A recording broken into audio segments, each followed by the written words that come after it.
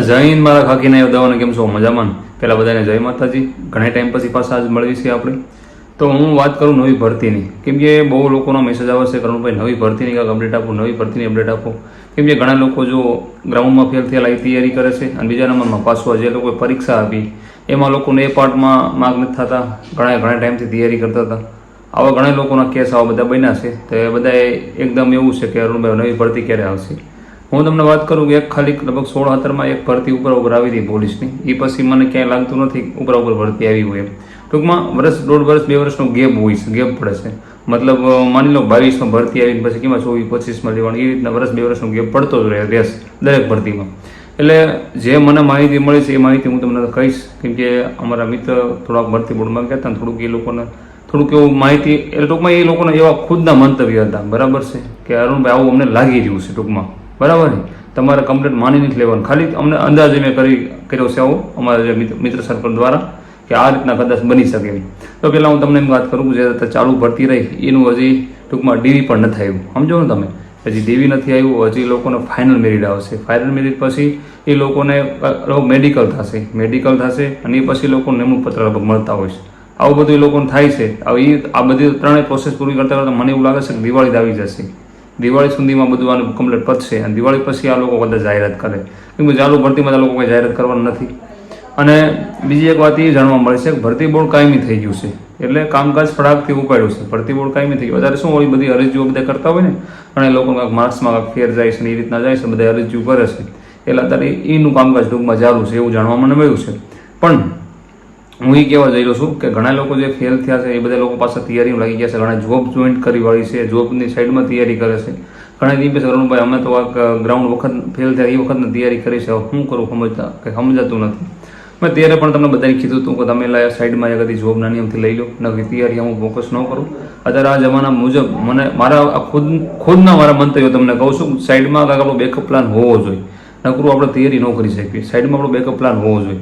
એટલે બનતા સુધી મને એવું લાગે છે કે જે આ ભરતી જે રહી આ પતશે ને પછી જ આવશે.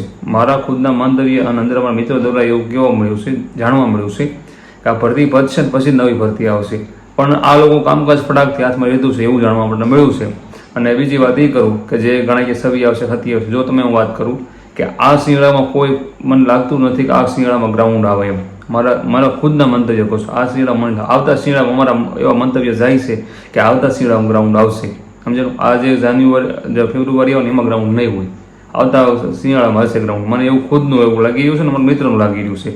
એટલે સાઈડમાં જોબ કરજો અને તૈયારી જોડે કરજો. જે લોકો કોલેજમાં છે એ લોકોને કંઈ વાંધો છે નહીં, કેમ કે કોલેજ સાઈડમાં ચાલુ હોય, આ સાઈડમાં તૈયારી કરો. જે લોકોને 25+ એજ થઈ ગઈ છે એ લોકોને હું ખાસ કહીશ કે તમે જોબ કરજો સાઈડમાં. અને જો તમે આર્થિક રીતે ઓકે હોય અને આપણો ફાધરનો કોઈ ધંધો એવો કંઈ બિઝનેસ સેટઅપ હોય તો થોડુંક તૈયારીમાં તમારે થોડુંક ધ્યાન દઈ દેવું, વાંધો નહીં. કેમ કે કાલ સવારે કદાચ જોબ ન મળે તો આપણે ધંધો સંભાળી શકીએ. પણ જે લોકો આવ મધ્યમ વર્ગમાંથી આવે છે, જે લોકો એમના લોકો ભાદરની લોકો ટૂંકમાં ખેડૂતને એ રીતના છે, કોઈ મજૂરી કામ કરતા હશે, ઘણા એ રીતના હશે, એ લોકોને તું ખાસ કહીશ કે બેકઅપ પ્લાન રાખજો, સાઈડમાં કોઈ જોબ બોબ કરજો. અને અથવા તમારો ગોલ એવો હોય મારે ગમે ગવર્મેન્ટ જોઈએ તો તમે જનરલ તૈયારી કરજો, નકરી ખાકી હું ધ્યાન ન આપતા. અને કોન્સ્ટેબલ એ એક જ એવું છે કે જે બધાથી અલગ થશે, બરાબર. એ લોકોના પેપર પણ અલગ થશે બધા કરતા. કેમ કે બીજા તમે કોઈ પણ ક્ષેત્રમાં જશો એટલે એમાં તમારા સબ્જેક્ટ થોડા ચેન્જ થવાના જ છે. મતલબ જે આપણે ગ્રામર આવે, ઇંગ્લિશ ગ્રામર એ એડ થશે, પછી ગુજરાતી વ્યાકરણ એ એડ થશે.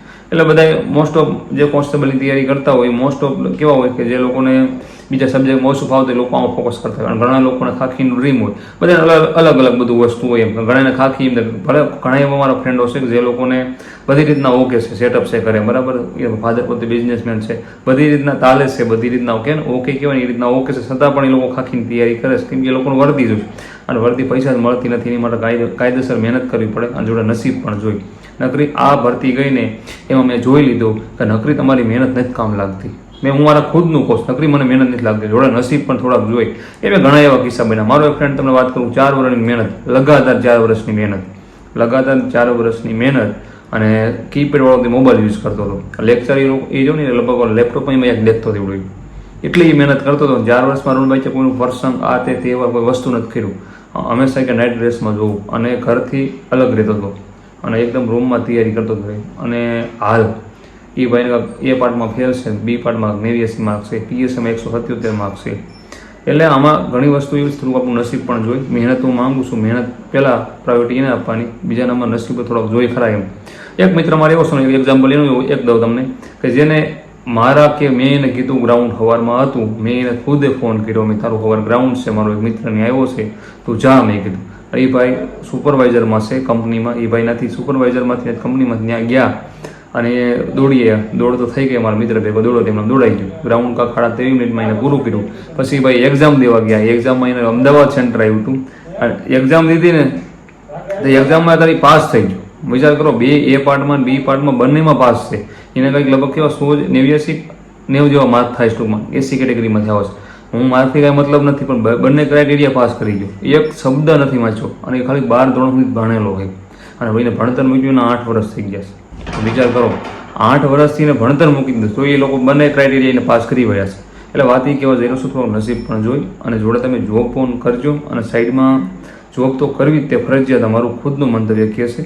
અને ઘણા લોકો જે મોટા મોટા છે આપણા, એ લોકો પણ મને સંદેશ કહે છે કે સાઈડમાં જોબ કરવી, કોઈ બેકઅપ પ્લાન રાખવું. થોડુંક તમારી કંઈક તમારા સ્કિલ એવી હશે જ તે તમે એકવાર તમારા નજર મારજો કે મારામાં એવી શું સ્કિલ છે, એના ઉપર થોડુંક કામકાજ કરીએ, એની પાસે થોડુંક કામકાજ કરજો, જેથી કરી ભવિષ્યમાં તમને કદાચ જોબ ન મળે તો તમે એની ઉપર થોડુંક કામ કરીએ પણ આપણું ગુજરાતીમાં ચાલી શકે. કોઈ પણ વસ્તુ હું નથી તો તમે આ જ કરો એમ, કોઈ પણ કોઈ ધંધો છે, કોઈ નોકરી છે, કોઈ તમે એવી કાંઈ સ્કિલ ડેવલપ કરો, કોઈ ઇલેક્ટ્રિક વસ્તુ, આ કોઈ પણ વસ્તુ જે કાંઈ તમને સૂજે એ તમને રુચિ ટૂંકમાં એમાં હોવું જોઈએ, તમારું પેશન હોવું જોઈએ, તમને એમાં કંટાળો વાત એવું ન આવવું જોઈએ, બરાબર છે. તો બીજું કાંઈ કામકાજ મારે લગતું હોય તો મને ઇન્સ્ટાગ્રામમાં મેસેજ કરજો, અરુણ ચાવડા કરજો, આપણી આઈડી આવી જશે અને ત્યાં મને મેસેજ કરજો. જે કરતાં તમારું કામ હશે, મારે પતે એવું હશે જરૂર તમને હું આન્સર આપીશ અને સજેસ્ટ કરી, બરાબર. જય હિન્દ, જય માતાજી.